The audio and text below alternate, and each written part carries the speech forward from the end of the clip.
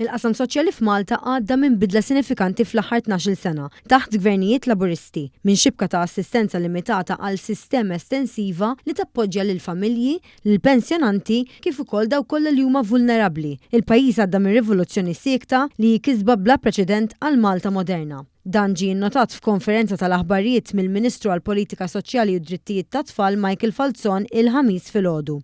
Sa xahar id-dieħel se jkunu twettqu l-miżuri kollha tal-baġit tal din is-sena, 45 miżura b'kollox li komplew isaħħu s-sigurtà soċjali tal-pajjiż. Dan ifisser li għat 8 sena konsekuttiva l-istess Ministeru se jkun implementa 100% tal-miżuri mwiegħda.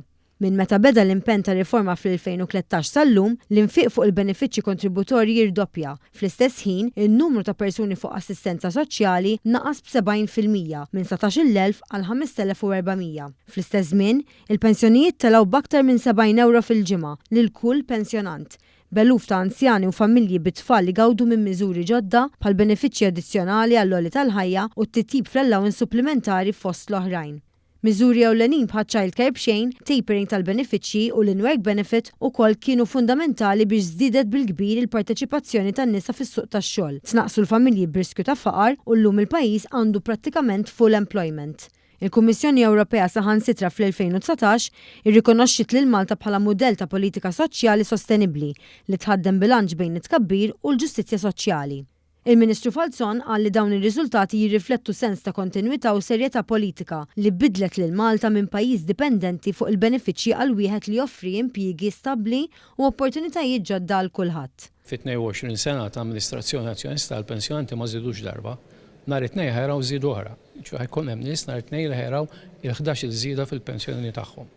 U investiment bla preċedent f'dan il-qasam minn barra ovvjament il-għajnuniet kollha l-oħra li jieħdu l-pensjonanti. Illum fuq il-bażi ta' dak kollu li diġà nkiseb, il-pajjiż qed iħejja l fażi oħra ta' investiment soċjali b'saħħtu fil-pensjonanti, fit-tfal u fil-familji Maltin, bilan li jkomplu jissaħħu sisin ta' Malta soċjali li taħseb f'kulħadd. Familji nistgħu ngħidulhom li dak li qed jistennew se nagħmluh.